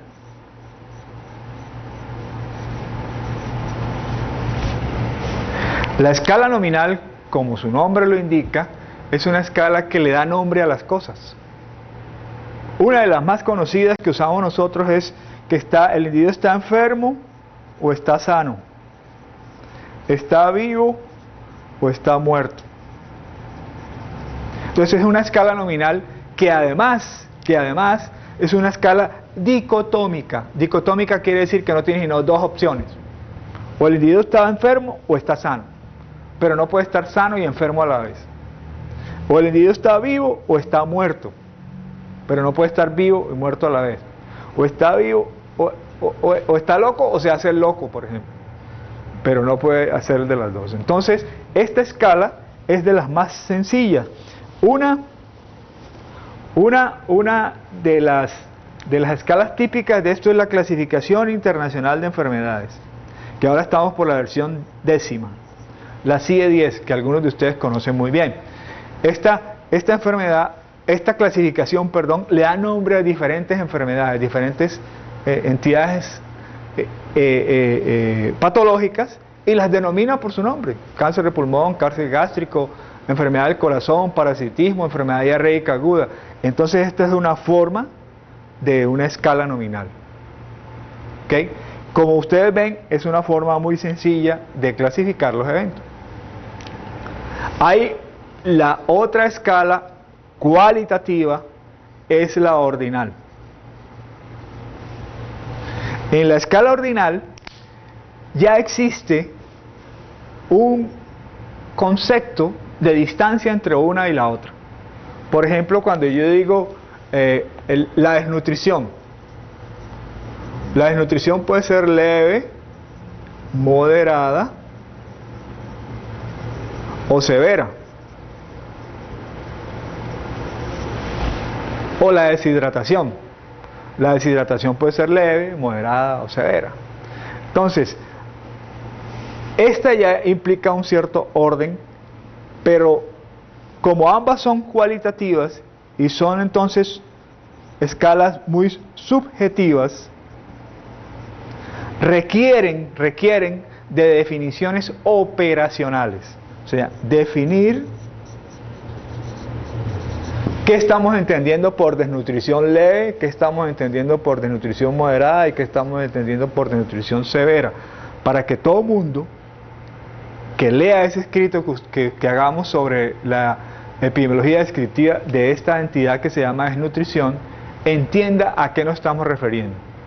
Ahora, una recomendación: cuando ustedes tengan que hacer una medición con alguna de estas escalas, la nominal o la ordinal, traten de usar definiciones operacionales que estén internacionalmente aceptadas o reconocidas, porque eso les permite a ustedes o a los lectores de ustedes que hagan comparaciones entre una región y otra, un municipio u otro, un estado u otro, un país u otro, porque usaron la misma definición. Si las definiciones son diferentes, los estudios ya no son comparables. Ahora, los procedimientos estadísticos aquí son muy pocos y muy sencillos. No salen de la distribución porcentual, por ejemplo. Aquí, por ejemplo, no se puede hacer, si ustedes están haciendo un estudio del dolor, y lo clasifican como dolor leve, dolor moderado y dolor severo, y hacen sus definiciones operacionales. Resulta que con esto yo no puedo hacer un promedio, por ejemplo, yo no puedo hacer un promedio con esas tres. Yo lo que puedo decir es, de todos los pacientes con desnutrición, hay un 40% que es leve, hay un 30% o un 35% que es moderado y hay un 25% que es severo. No puedo hacer más nada. Entonces, y lo mismo pasa con el dolor. Lo mismo pasa con el dolor, porque hay personas que tienen la tentación a usar o abusar de la estadística aplicándola incorrectamente. Entonces, en las escalas nominal y ordinal, como son cualitativas muy subjetivas, no podemos aplicar los procedimientos estadísticos básicos que conocemos, como el promedio, la mediana, los cuartiles, la desviación estándar. Eso no lo podemos hacer. ¿Ok? Entonces, ¿qué nos queda? Lo que podemos hacer ahora es que cuando nos pasamos a la escala cuantitativa vemos que hay una escala de intervalo y una escala de razón. Como estas son cuantitativas, aquí podemos hacer todos los procedimientos que querramos. ¿Cuál es la diferencia entre una y la otra? Es una diferencia muy sutil que actualmente está tendiendo a desaparecer y se basa en el cero. Aquí hay un cero absoluto. Vamos a ponerlo más claro. Aquí hay un cero absoluto y aquí hay un cero relativo. ¿Qué quiere decir eso? Significa que el cero absoluto indica la ausencia de la característica. Por ejemplo, si yo estoy hablando de la frecuencia respiratoria o la frecuencia cardíaca o la tensión arterial, no puedo tener cero, porque eso indica la ausencia de. En cambio, el cero relativo indica que no haya la característica, sino que es más bien el paso de una región a otra. Por ejemplo, la temperatura. Cuando nosotros tenemos 0 grados centígrados, no indica que no haya temperatura. Hay temperatura, pero es 0 grados. Y esto nos permite ir hacia arriba a +1, +2, +3, o hacia abajo, -1, -2, menos tantos grados centígrados. Lo que ocurre es que cuando yo comparo en la escala de grados centígrados con la escala Fahrenheit, por ejemplo, el 0 en el grados centígrados equivale a -32 grados Fahrenheit. Entonces, por eso es que se habla de la relatividad en la escala de razón, de intervalo. Pero debido a que los procedimientos estadísticos aquí y acá son exactamente los mismos, esta sutil frontera que los diferencia tiende a desaparecer. Y va a desaparecer, con seguridad va a desaparecer, y nos vamos a quedar con 3 escalas, duramente la nominal, la ordinal y una de razón. Ahora, como recomendación final, siempre que ustedes traten de medir algo, en la medida de lo posible, mídanlo en la escala de razón. Porque si lo miden, cualquier evento que ustedes midan en la escala de razón, después se pueden devolver hacia acá y utilizar las demás escalas. Pero si ustedes miden algo en la escala nominal, después no pueden pasar para ningún otro lado, se quedaron ahí. Por ejemplo, supongan que ustedes quieren hacer un análisis entre la bronquitis y el hábito de fumar. Y entonces ustedes le preguntan a las personas sobre el hábito de fumar. Si ustedes le preguntan a la persona, ¿fuma sí o no? O sea, nominal dicotómico, cuando la persona responda a una sí u otra no, cualquiera de las dos respuestas que le dé, ahí se quedaron. En cambio, si ustedes le preguntan a la persona, ¿usted fuma sí? ¿Cuántos cigarrillos al día se fuma? Entonces, y les da un número cualquiera, X aquí. Ustedes esos números los pueden volver intervalos y clasificarlos en rangos, los pueden volver ordinal, decir no fumador, fumador leve, fumador moderado, fumador, gran fumador, y los clasifican en escalas ordinales, o lo pueden volver fumador sí, fumador no.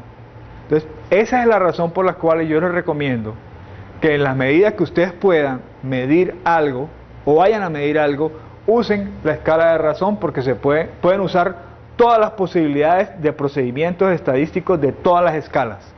Pero si lo hacen al revés, se quedan anclados aquí y no se pueden mover. Bien, esas son las famosas 4 escalas de medición que tenemos para resolver nuestros problemas de medición. Ahora, cuando queremos comparar, para comparar,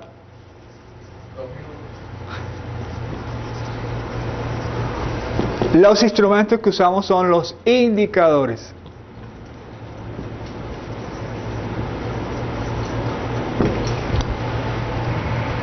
Como dijimos cuando hablamos del método epidemiológico, en la parte de la descripción, hacemos fundamentalmente 2 tareas ahí. Una es medir, y para ello usamos las escalas de medición que acabamos de mencionar, y la otra es comparar, y para comparar utilizamos los indicadores. Ahora bien, el indicador lo vamos a definir como el instrumento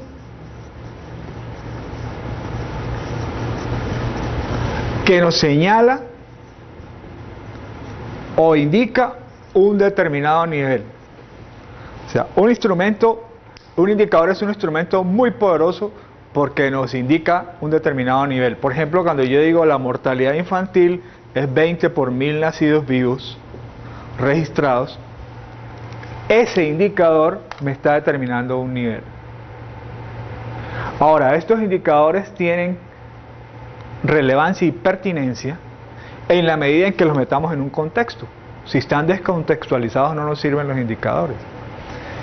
Si yo digo que esta mortalidad infantil es en Suecia, este nivel de mortalidad infantil es en Suecia o Japón, entonces sé que estoy en unas condiciones desfavorables. Pero si yo digo que esto es en Haití, entonces diría que son las condiciones muy favorables. Entonces esta insistencia mía, que los indicadores estén metidos en un contexto sociopolítico, es muy importante porque es lo que le da la relevancia y la pertenencia al indicador. Ok, entonces a partir de esa definición viene la clasificación de los indicadores, y hay indicadores positivos y hay indicadores negativos. Unos miden de efecto, otros miden de sexo. Hay una gran discusión que no se ha podido resolver si debiéramos usar solo indicadores positivos o solo indicadores negativos. Yo creo que hay que usar un conjunto de ellos, unos positivos, otros negativos, en la medida que el indicador nos sirva o nos ayude a resolver el problema que tenemos. Pero lo que sí quiero que revisemos en detalle es la estructura de los indicadores.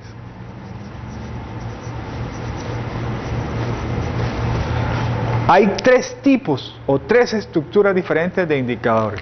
La primera estructura es la que reconocemos como razón, cuya estructura se representa como A sobre B. De la misma forma del quebrado tradicional que conocemos, en donde hay una característica en el numerador y otra característica en el denominador.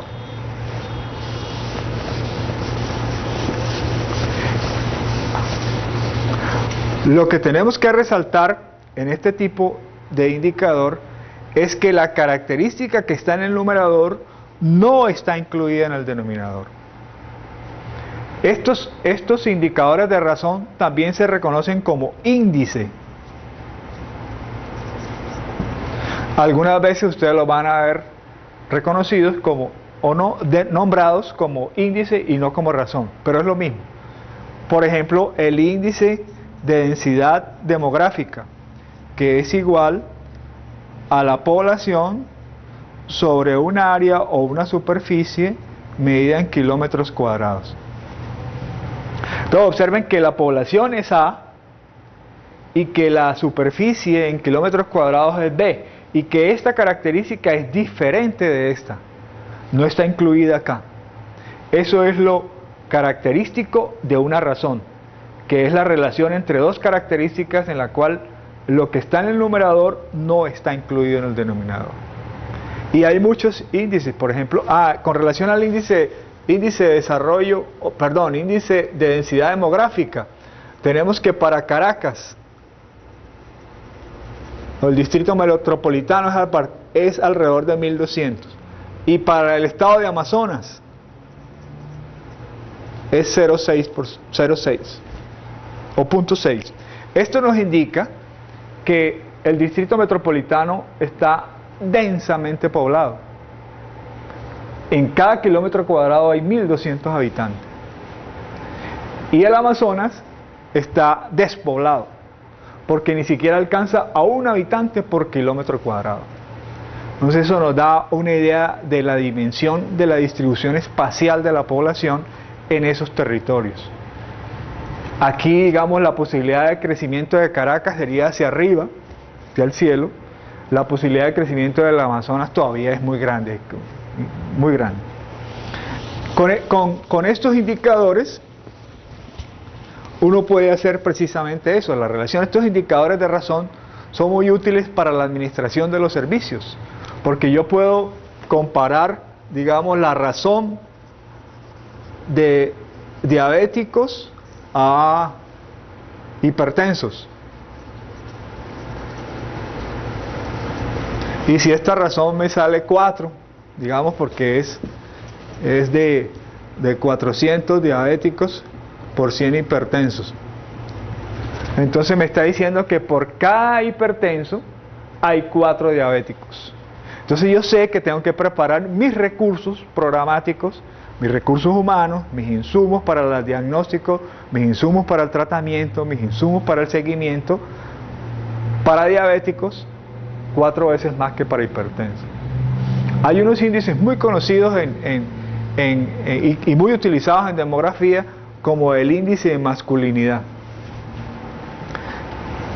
Importante recordar que el nombre del indicador denota la característica que va en el numerador, la que va arriba.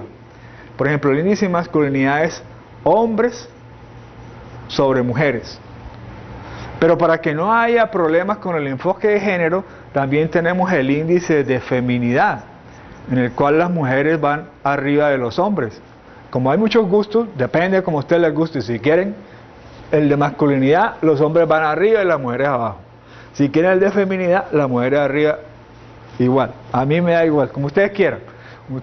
Pero lo importante es que recuerden que esto nos da la relación de hombres a mujeres. En este caso de hombres por cada mujer, en este caso mujeres por cada hombre.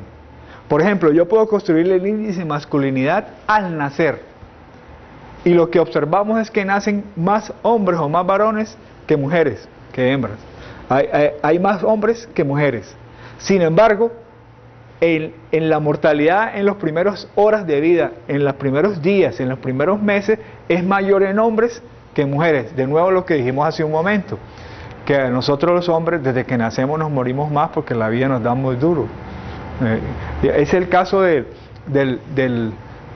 cuando una pareja vive mucho tiempo juntos, 30, 40, 50 años. Vive tanto tiempo junto a uno que termina uno como siendo hermano de la esposa. Entonces se parece tanto a ella ya que no sabe, bueno, tú eres mi esposa o eres mi hermana, ya uno no se acuerda. Entonces se dice que por observación empírica, acuérdense del método epidemiológico, la primera fase es la observación. Cuando el hombre se muere y se muere temprano, en promedio al año la viuda se muere también. Entonces se dice que El viejito la llamó a la viejita porque pues la dejó viuda, pero la dejó con plata, alegre. Entonces es mejor que se venga y me acompañe y no se quede por allá. Entonces, hoy sabemos qué es lo que pasa. Porque normalmente cuando una persona o un grupo de personas o una pareja vive mucho tiempo juntos, se desarrollan unos nexos muy fuertes, unos lazos muy fuertes de comunicación y de convivencia que hacen que cuando uno de ellos fallezca, la reacción normal de cualquier ser humano es entrar en duelo. O sea, a uno le duele que se le duela a un familiar, se le duele a un amigo, que se muera un amigo, y eso es una forma de depresión. Pero el duelo no debe durar más allá de 6 meses. Si dura más allá de 6 meses, eso tiene un efecto muy serio sobre el cerebro y particularmente sobre unas hormonas que se llaman endorfinas. Esas endorfinas, además de hacernos sentir muy bien, son las que nos mantienen activo el sistema inmunológico. Y las viejitas, generalmente las viudas, porque quedan solas, desprotegidas, desamparadas, entran en el duelo va más allá de 6 meses y las endorfinas bajan y se mueren de cualquier enfermedad banal. Entonces, un corolario es no dejarnos deprimir. Pero recuerden de que estos indicadores los podemos construir en cualquier momento del ciclo vital, como vimos cuando hablamos de la variable tiempo. Entonces, lo importante de tener en mente es que nos dan la relación de, si bien cuando lo vayamos a construir decimos índice de masculinidad, nos está indicando de que los varones están en el numerador y las hembras en el denominador. Cuando lo vayamos a interpretar, lo tenemos que hacer desde la característica que está en el denominador. Y decimos, por cada mujer hay 2 o 1.5, como ocurre, 1.5 hombres. Entonces, esto lo podemos llevar a 100 para hacerlo más comprensible, es decir, 150 y 100 si quieren. Por cada 100 mujeres hay 150 hombres. Y por eso es que dicen que a cada uno de nosotros, los varones, nos tocan 9 mujeres. Pero la pregunta que yo me hago es, ¿quién tiene las 8 mías? Porque yo tengo solo una. Entonces hay alguien que tiene 8 mías, que son mías, que me las devuelva, por favor. Entonces, eso tiene que ver con los indicadores para comparar. A propósito de eso, y con el caso del epidemiólogo que les conté que no se casaba, los epidemiólogos son, yo diría somos, no, pero voy a decir que son tan obsesivos, compulsivos con la comparación, que a este epidemiólogo, amigo mío, él trabaja en el Ministerio de Salud, en este momento ustedes lo pueden reconocer, tiene un cargo muy importante allá. Él una vez se lo encontraron en un congreso y le preguntaban por la señora, le dijeron, ¿cómo está tu mujer? Y él dijo, ¿comparada con la de quién? Porque es tan obsesivo con esa comparación que él les dio esa respuesta. Ok, entonces la segunda estructura que tenemos para los indicadores son los porcentajes. O las proporciones también, y ahora vamos a ver por qué le decimos proporciones. Pero la estructura aquí es A sobre A más B. Observen que en esta segunda estructura, la característica que está en el numerador ya está incluida en el denominador. Aquí sí está incluida en el denominador. En las razones decíamos que era A sobre B, en donde la característica A no estaba incluida en el denominador. Como este ejemplo que tenemos aquí, los diabéticos con relación a los hipertensos. Pero aquí sí. Entonces en esta podemos decir, para usar el mismo ejemplo, cuál es la proporción de diabéticos comparado con los que tengamos en el servicio. Entonces digamos tenemos aquí, o en el hospital, diabéticos contra el total de enfermos. Y en este caso, si usamos el mismo ejemplo, podríamos decir, tenemos aquí los diabéticos más los hipertensos. Y entonces podemos decir, bueno, ese es 0.75. .75 lo podemos multiplicar por 100 y decimos que es el 75%. O sea, el 75% es la contribución de los diabéticos a este total que tenemos acá abajo de diabéticos más hipertensos. En otras palabras, 3 de cada 4 enfermos ahí es diabético. Eso significa que tiene un peso muy importante, que es, la contribución porcentual o la contribución relativa es muy importante, y de nuevo es otro indicador muy útil en la organización, en la planificación de los servicios, porque nos está hablando de la contribución de una causa de enfermedad o de muerte o de discapacidad con relación al total de las causas de morbilidad o de mortalidad. Si ustedes revisan los anuarios de mortalidad que produce el ministerio, verán que en una de las tablas que hay ahí están todas las causas de mortalidad y su contribución porcentual, y entonces están jerarquizadas u ordenadas de acuerdo al peso específico o la contribución relativa de cada una de ellas con relación al total.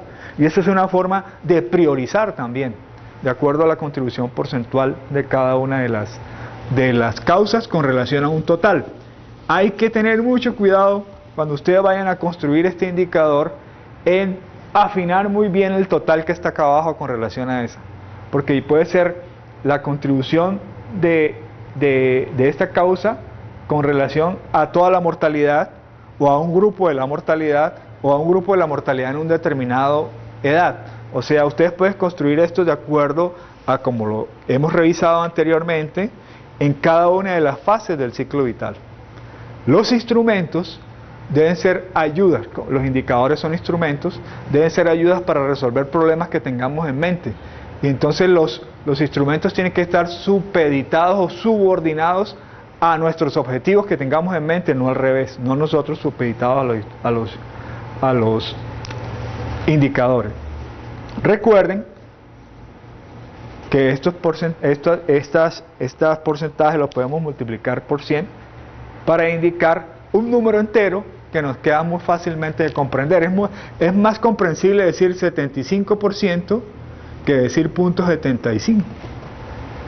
Entonces, por esa razón, estas proporciones se multiplican por 100 y se vuelven porcentajes.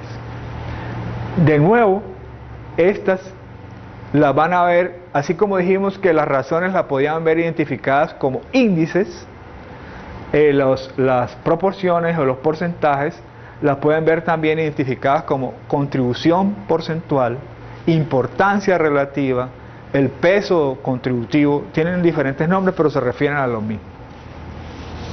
La tercera y última estructura que tenemos para los indicadores se refiere a lo que reconocemos como tasas, tasa o coeficiente.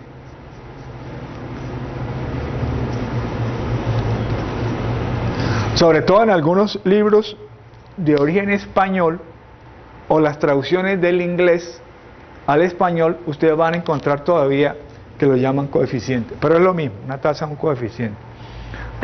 La estructura de una tasa la podemos plantear como unos eventos que están en el numerador sobre la población susceptible de sufrir ese evento por una constante, multiplicado por una constante.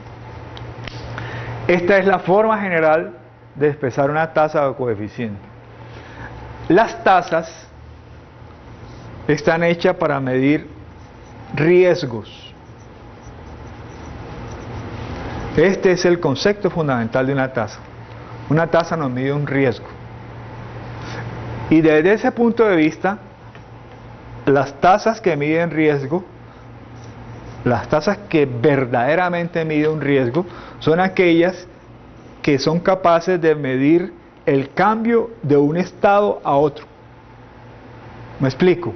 Si yo estoy sano y me enfermo, esa velocidad con que pasan los individuos del estado sano a enfermedad, esa velocidad aquí es lo que miden las tasas. O si yo estoy enfermo y me muero, esa velocidad con que los enfermos se mueren es lo que se mide a través de las tasas.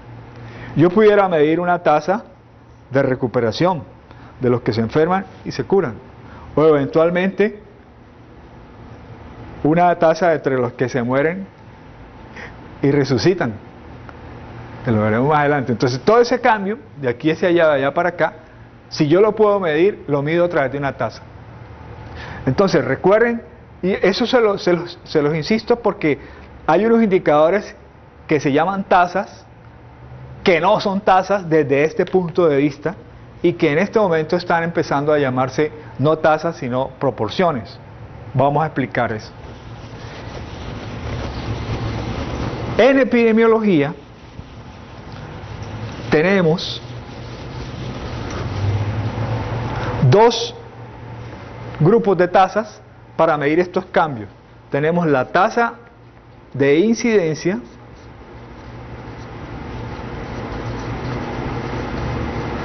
y la tasa de prevalencia.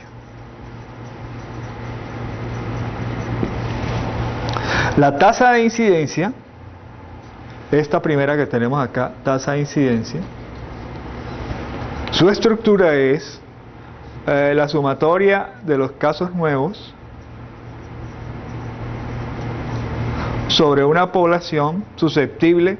Usualmente utilizamos la población a mitad de periodo, ahora veremos por qué, por una constante que usualmente es 100.000. Entonces, esto nos está midiendo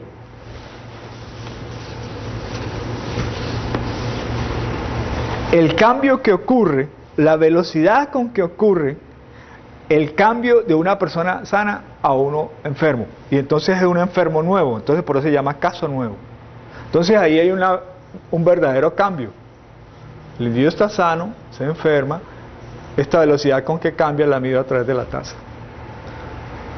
En cambio, la tasa de prevalencia, la mal llamada tasa de prevalencia, es la sumatoria de los casos nuevos más los casos viejos.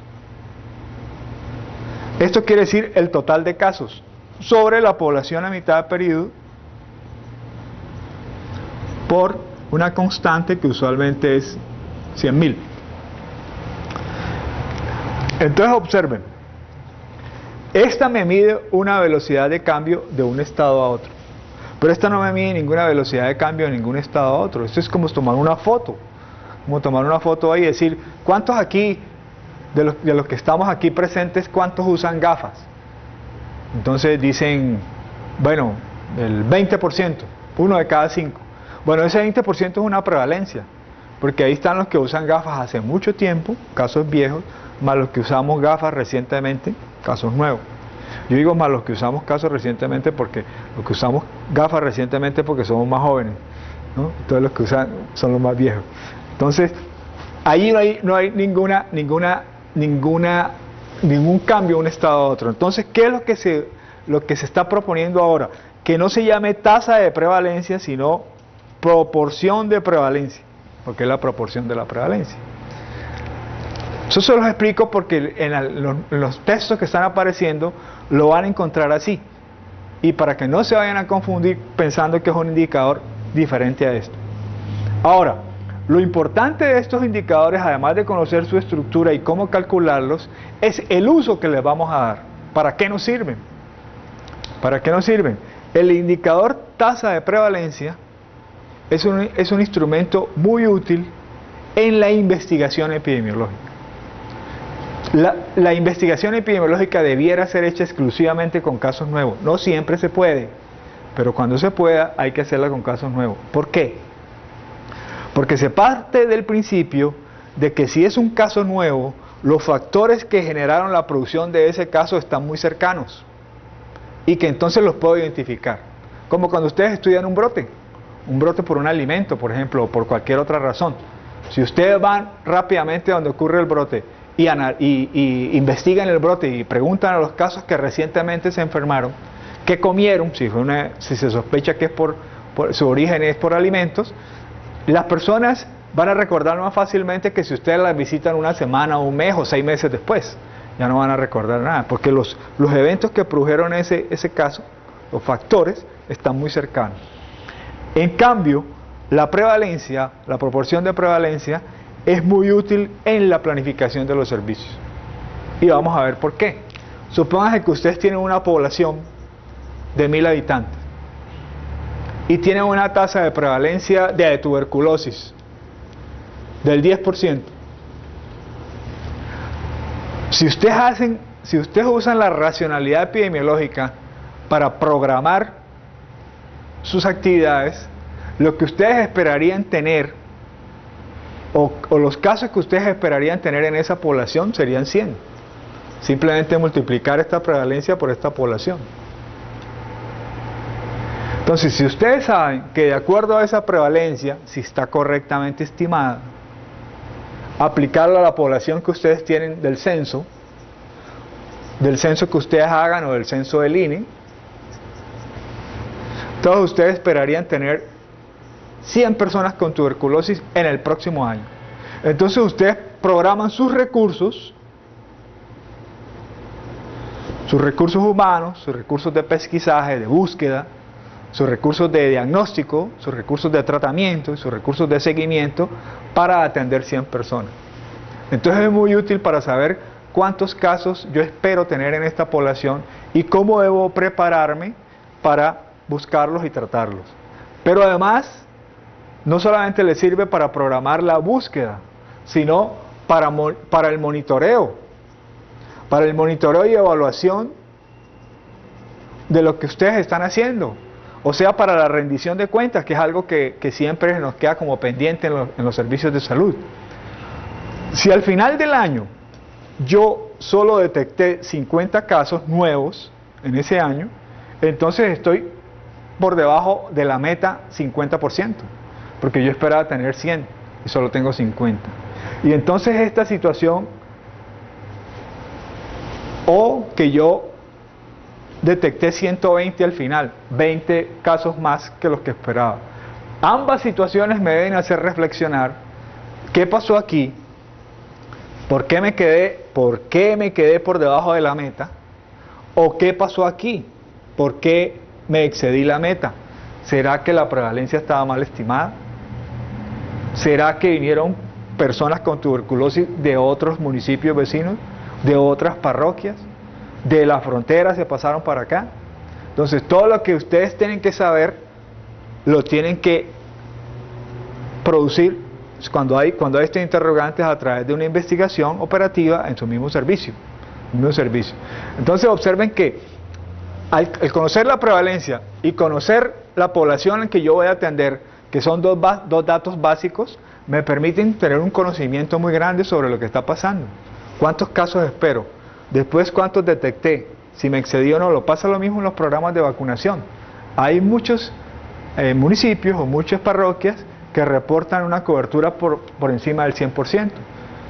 Esas coberturas, esos indicadores, debieran ser revisados antes de reportarlos a la cabecera municipal, antes de reportarlos al Estado y antes de reportarlos a nivel central. Porque no es posible que yo tenga una cobertura de sarampión por encima del 100%.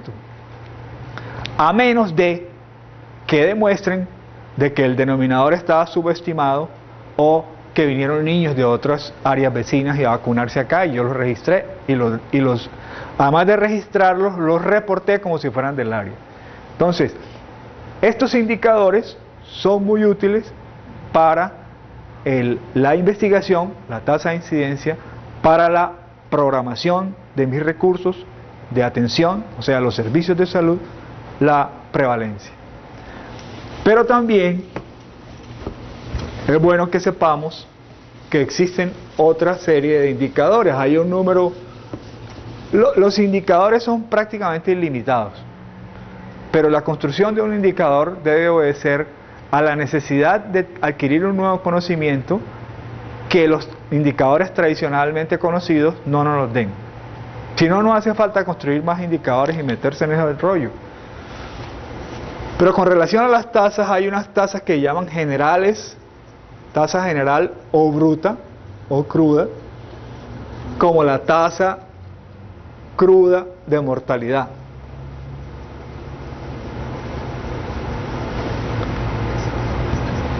Que son todas las defunciones todas las defunciones sobre la población por 1000. Y esto nos mide el riesgo de morir, porque digamos, son muertos nuevos. Afortunadamente uno se muere una sola vez todavía, pero eso es los muertos nuevos van allí arriba. Entonces, esto nos mide el riesgo de pasar de un estado a otro. Pero también hay las que se llaman las tasas específicas.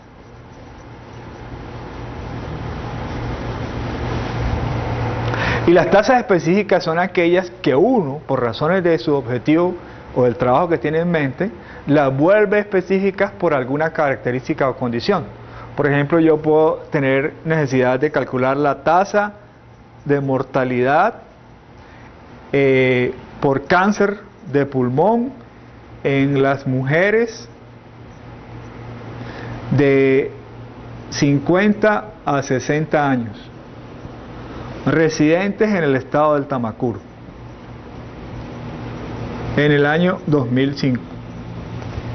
Entonces, la estoy volviendo específica por una condición que se llama cáncer de pulmón, pero también por otra característica que se llama sexo, en este caso sexo femenino, entre las hembras, pero también por edad. Estoy diciendo que me interesan solo las mujeres comprendidas en el rango de 50 a 60 años, y además que vivan en el del Tamacuro y que sean del año 2005. Entonces, yo lo puedo volver una tasa tan específica como quiera, teniendo en cuenta que la limitación puede ser que en la medida que le haga más condiciones, que la vuelvan cada vez más específicas, voy a tener más problemas para encontrar los casos. Eso es lo que tienen que tener en mente.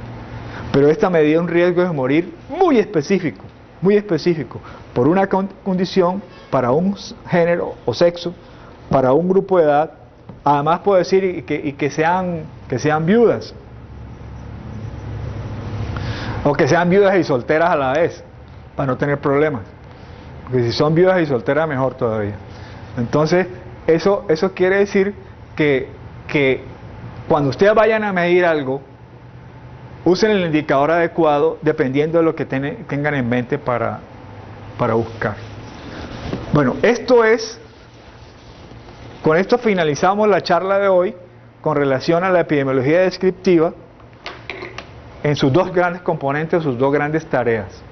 La tarea de medir, y para ello usamos las escalas de medición, las 4 escalas: la escala nominal, la escala ordinal, la escala de intervalo y la escala de razón. Y con esas 4 escalas medimos todas las características que hay tanto en la variable persona, lugar y tiempo.